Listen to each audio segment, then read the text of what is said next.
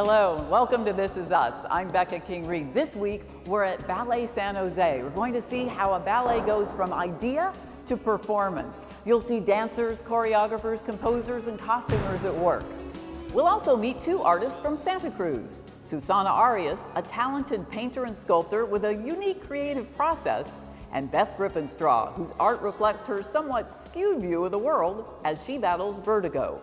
And finally, we'll meet one of the principal dancers of Ballet San Jose and learn what it really takes to be a ballerina.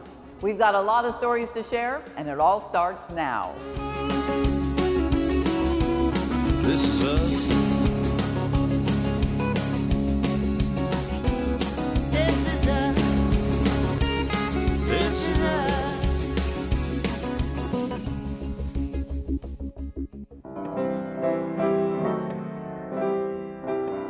Welcome back. Joining me now is the music director for Ballet San Jose, George Doherty. George, thank you. That's lovely. Nutcracker. Nutcracker. Well, so reason it is so familiar. Tell me about conducting music for a ballet. How do you start that process? Well, you know, in many ways it's like normal conducting, where you're just conducting an orchestra. You're still dealing with the music and the composer and the orchestra. But with ballet, there's this wonderful, wonderful addition of a stage full of dancers. And that makes all the difference in the world because as a ballet conductor, we not only are holding court over the whole orchestra, but we're also making the music be danceable, making the tempos be the tempos that the dancers need. There are all kinds of little details that come up in a ballet performance that the conductor has to be totally aware of. And every dancer is different. So every dancer, every principal dancer has a different tempo, even if it's the same ballet from night to night. So there's a lot of keeping track of details when you're conducting for the ballet. What do you think is the biggest challenge you face on a nightly basis? Well, one of the biggest challenges is the changing of casts. You, in a ballet like Don Quixote or the Nutcracker, you can have 4 different principal ballerinas on 4 consecutive nights. And each one of them has their own special needs. They dance differently.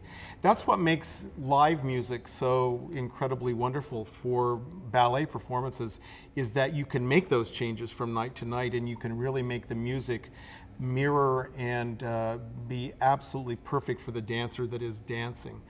Now there are a lot of companies are going to the recorded music, and that's going to make a difference then. It does make a difference because when you have a recorded track that you dance to every night, all of the dancers have to dance to the same exact music, and they have to make the adjustments. Whereas with a live orchestra, we make the adjustments to the dancer. So some dancers are faster, some dancers are slower, some balance forever, some do 10 pirouettes.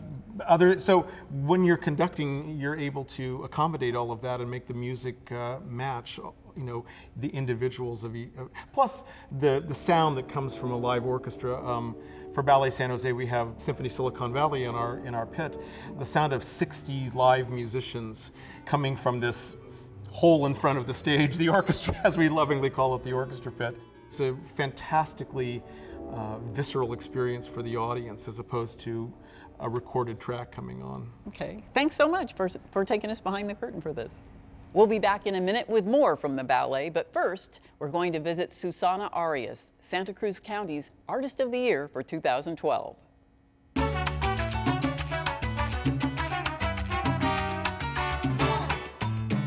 Much like her art, Susana Arias is a force of nature. Passionate, ebullient, and creative, the Santa Cruz painter and sculptor via Panama has won international acclaim and awards for her work. While the art is memorable, the artist is a rare combination of enthusiasm and brio and just enough TNT to power any loft or studio. Hang around long enough and she will convince you that art is the one true path in life. It's really fun and it's really energy releasing. You can be stressed, get a big wall, put a canvas on it, get some paint, let it ride. While Arias is painting, the only truly amazing thing is that sparks don't just jump off her brush. She can work at a feverish pace, step back, and then attack the canvas like a bulldog going after a $2 steak. She is relentless when it comes to art. Her fervor for her profession probably started when she was a child. Since I was a little kid, I did like to play with dirt and just touch things and look at things. And I've always been intrigued by nature and little animals and just textures in nature. And I just use a lot of materials. I paint, I sculpt, I do clay, I do bronze, I carve. I use acrylics and oils and encaustic painting, and I mix the mediums, and I do handmade paper. I'm passionate about materials. Arias's bio reads like something out of a mystical Bob Dylan song. The diplomat's daughter of the Panamanian ambassador to the Vatican, Susana spent most of the first 7 years of her life growing up in Rome, surrounded by art. I was quite young, but I'd get dragged to every show and every art thing when I was a little kid, and then you just learn to love it. And when I was older, my parents took me to a lot of art exhibits and mostly theater. The architecture, painting, and sculpture of that ancient city were all part of the rich mosaic of her childhood. However, it wasn't until Arias was in college that she discovered her true calling and that boundless obsession for crafting art that fuels her life.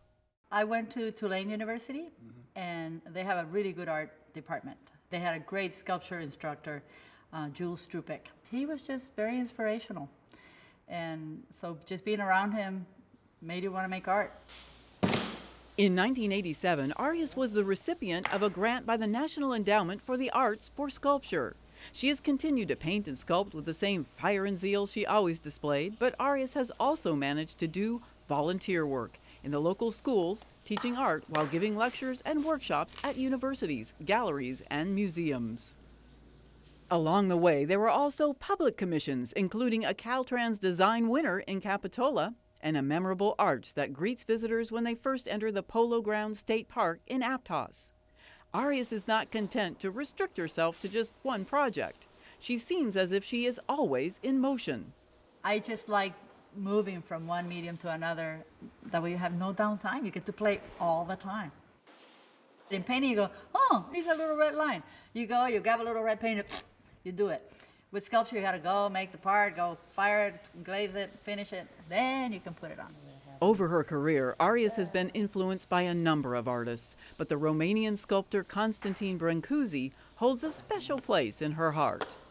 I make these pieces and then I go, oh my God, it's wonderful, I've never seen it before. And then I go, oh yeah, Brancusi did something like that, you know? And there's nothing new, and if it's not new to you, I think you should just do it anyway. You know, that's basically, I mean, if it's something that comes out of your soul and you just do it. The famous English sculptor Henry Moore said, "There's no retirement for an artist. It's your way of living, so there's no end to it."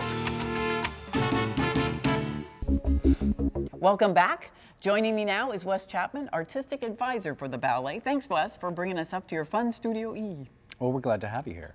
Now, tell me a little about your role and how you get a ballet from the idea to the actual stage production.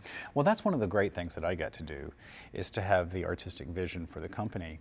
For example, Jessica Lang is here with us making a new work, and I have known Jessica for quite some time. We have this new composition that's going to be really, really exciting. I'm looking very much forward to seeing how it comes out. It's always a risk. You never know how it's going to go in the end, and the visual sometimes is not what you expected, but sometimes it's always better.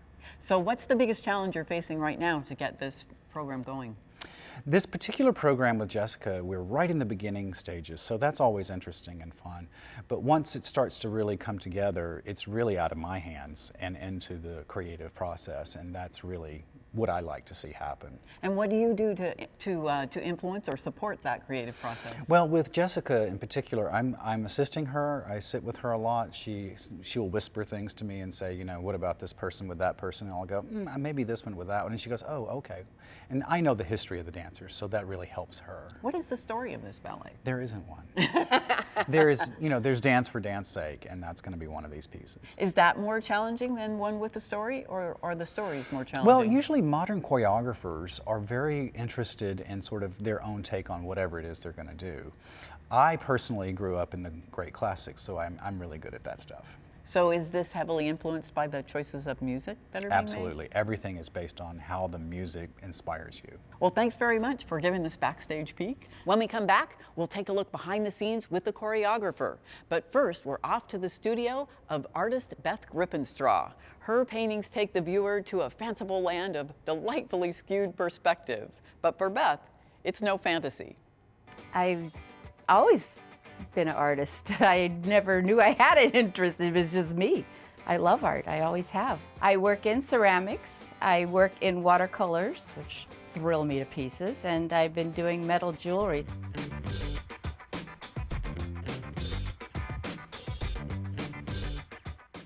Beth Gripenstraw, a Santa Cruz native for 35 years, has a zest for life despite horrible bouts of vertigo. Vertigo is, it's not a fun thing in your head, and it's this drastic spinning. During an episode, it's the right side of my head that goes. It becomes numb, and I'm really sick at the same time. And then sometimes it's a week to 2 weeks recovery period. It's not a fun thing. I don't wish it on anybody. After 2 years of doctor visits and severe suffering, Beth took her negative illness and turned it into something positive.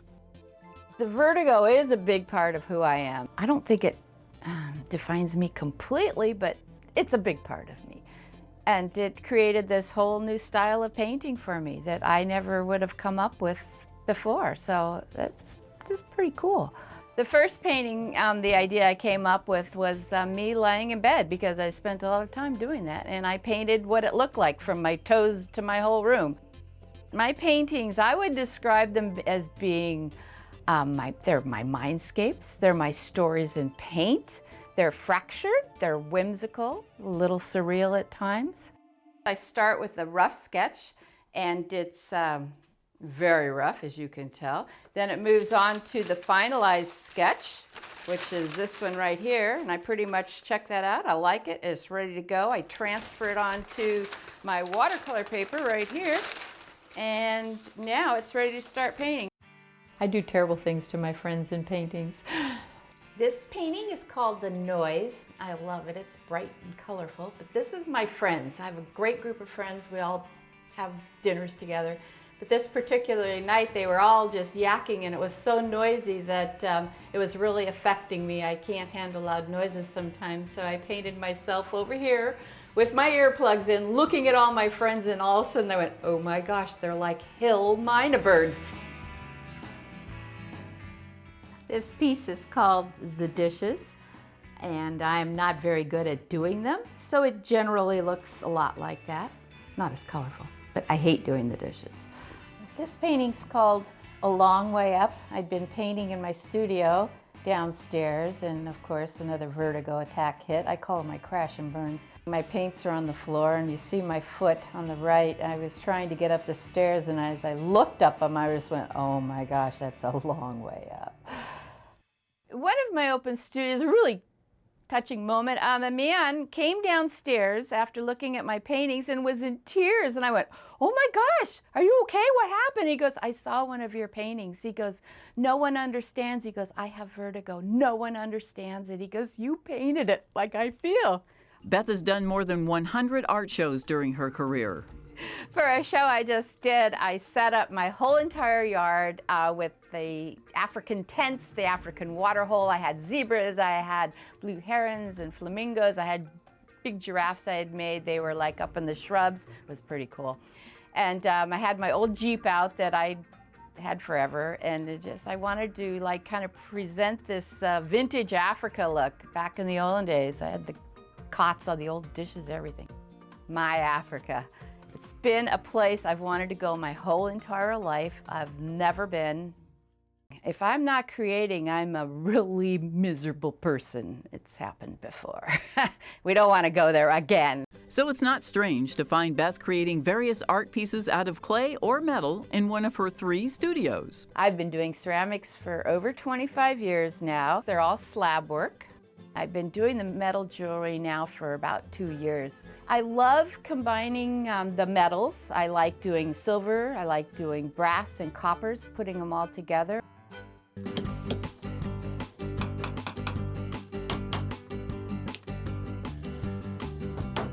The vertigo, it was a very debilitating thing to happen. It kind of stopped my life as I knew it, but the painting, I think, brought it out of me. I feel like I painted my way out of it. I feel like it was a lemons to lemonade story. It's been amazing. Welcome back. Joining me now is choreographer Jessica Lang. Jessica, thanks for taking time from your lunch to join us up here in Studio E. Thank you so much. Now tell us about your new ballet. You're putting together a ballet, a brand new one. Tell us from start to finish, how did you get your first idea?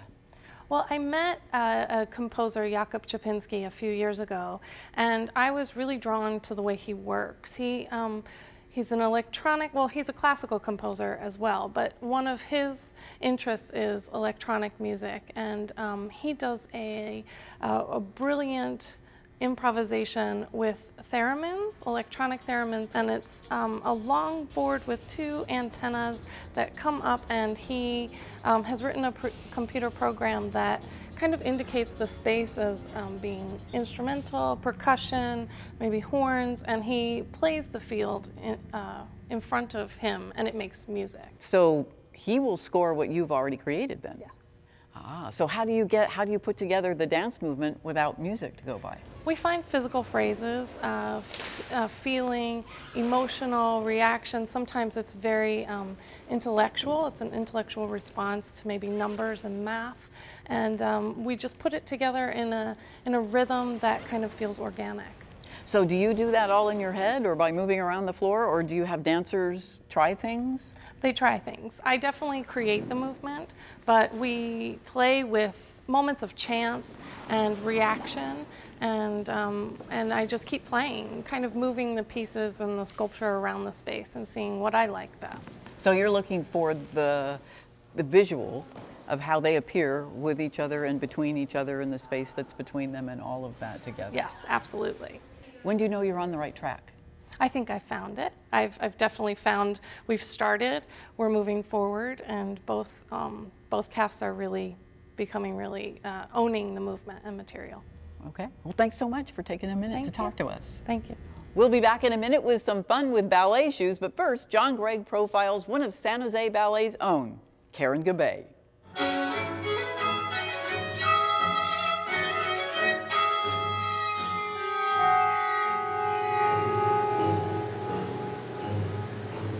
She stands 5'2½", weighs 105 pounds, and eats determination for breakfast.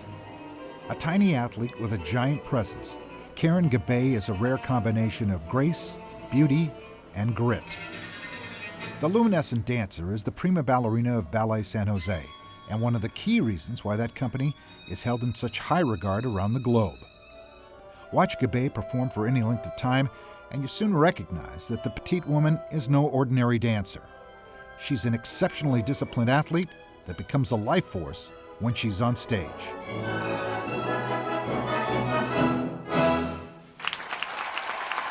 You always have to be thinking about how your body is physically, what you look like. We stand in front of the mirrors 8 hours a day looking at ourselves.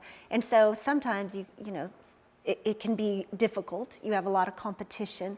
And so as long as you keep all those aspects in line and in order, you just have to find that balance. And it's great fun for me still.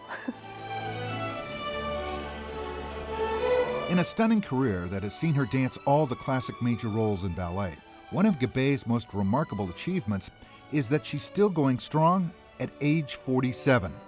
That's right, 47. In a profession where most ballerinas might last 10 to 12 years, Gabay has been a prima ballerina for an amazing 29 years. She's the Cal Ripken of ballet. She doesn't call in sick, she fights through injuries, and she simply keeps dancing because she has a passion for her art. Steadfast discipline to diet and exercise, and a blue-collar work ethic instilled by her late parents Clarence and Rose, as a young girl growing up in San Diego, has produced a woman of extraordinary talent and dedication. I didn't think I would be here this long, but I never said, well, at this age I'm going to stop. It's just kind of been going with the flow and seeing how my body does, and life changes. When I had my daughter, that was sort of a fork in the road, because a lot of people feel that once you have a child, that's it. And I didn't want to do that. And if I felt I couldn't physically continue, then that would be a different story. But once I got back in shape, it was difficult, but I did get back in shape. Then I just still wanted to continue. Gabay first fell in love with dancing when she was just 7 years old, and it would become a lifelong love affair that first allowed her to overcome her shyness. Well, I had two best friends in my elementary school. We were all in the 2nd grade, and they were going to take ballet lessons, and so I wanted to join them. So we went to the Park and Recreation in San Diego, and then we started dancing, and then they eventually ended up quitting, but I loved it so much I stayed with it. I was a very, very shy and quiet kid, and what was nice about the ballet was that you just moved to music. You didn't have to talk with anybody. Everybody left you alone, and I could just kind of be in my own world, and all you did was listen to the teacher, which was like school, but it just gave me a time. It was kind of meditative, and nobody bothered me. By the time she was 14, Gabay was dancing 6 days a week and performing in a junior company. Nevertheless, she wasn't sure if dancing was going to be in her future. I think not until all the college preparation in high school. That's when you kind of had to decide what you wanted to do. And although I liked the ballet, everybody in my family went to college. And so that was sort of the way I was leaning to. But then my parents told me, if you can get a job dancing, then that's fine. If you don't get a job, then you should go to college. Gabay graduated from high school and went on several auditions. And just like a great young baseball player or basketball player, she had so much talent, she turned pro. Almost immediately, she was signed by the Cleveland Ballet Company, which literally set the stage for her long career. Well, I was 18 at the time, and I was probably the youngest dancer in the company. And at that time, we went on tour to New York and Florida, and they were building all these huge ballets that were the classics of the repertoire: Swan Lake, Romeo and Juliet, Coppelia, Giselle, all of these ballets, which these are the classics that you want to dance. And so I was given opportunities in all of those ballets to dance the leading, ballerina roles. And so I just stuck with the company all the way until they left Cleveland in 2000. The San Jose connection with the Cleveland Ballet goes back to 1985, and Gabay has danced in both cities for both companies. However, when Cleveland folded 9 years ago, Gabay was given the opportunity to return to California and has continued to dance the principal roles for Ballet San Jose. In a demanding profession that has seen virtually all of her contemporaries retire, Gabay simply continues dancing, and that's meant dealing with injuries. Well, there's a lot of injuries on knees and ankles and joints. A lot of times men with all the partnering and lifting with their backs. But I've just been very, very fortunate that way where, I've had little things bother me here and there, maybe a hamstring pull or a groin pull or maybe an ankle that got tweaked during a performance. But other than that, I have to say, my longevity, I feel very fortunate that I've kept going as long as I have. Now you're going to go side, keep renverse, renverse, flip. Over the last few years, Gabay has spent more of her energy focused on choreography and her own dance company, Point of Departure, which returns to Cleveland each summer to perform. Despite the fact that she's considerably older than most ballerinas, Gabay believes that works in her favor in terms of bringing depth and nuance to many of her roles. He leans you back. Now your arms. And I think also as you mature, that maturity you can bring all that and experience into the artistic side of it. And what happens in this profession is that you have the artistic side and you have the physical. And I'm fortunate enough to combine those at this mature age of mine. Whereas a lot of younger dancers, they haven't found that artistic maturity experience to delve into those roles yet. And so since I'm still physically capable and I have that maturity, I think it's a nice balance at this point in my career. So just how long does a 47-year-old single mom with a 7-year-old daughter keep dancing? Well, if you're the dazzling Karen Gabay, age is just a number. I don't think about it. you know. And what's in an age? I mean, it's just the way things are perceived, you know, at such and such an age you're supposed to do this, and at this age, and I just never have thought like that. I don't conform.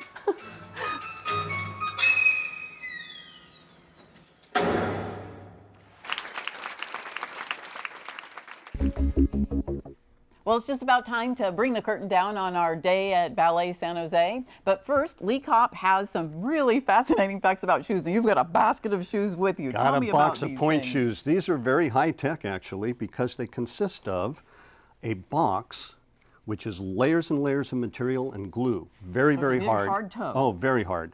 And a shank. The box fits the toe, helps you stand up. The shank gives you that nice arch.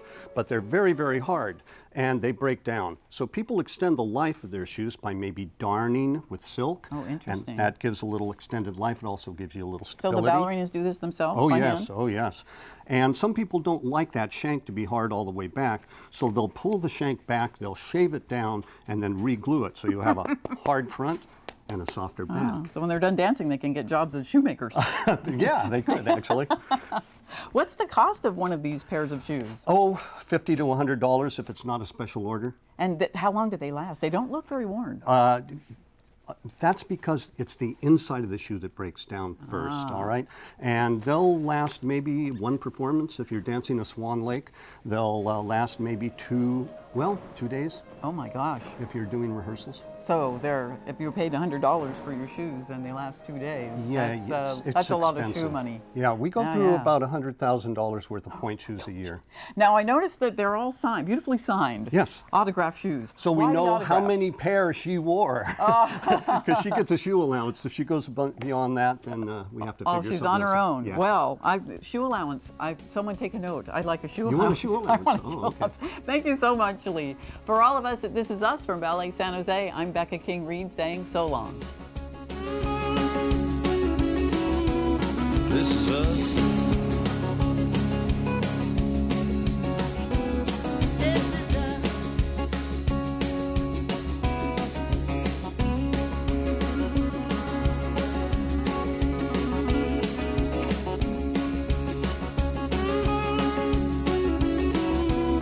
This is us.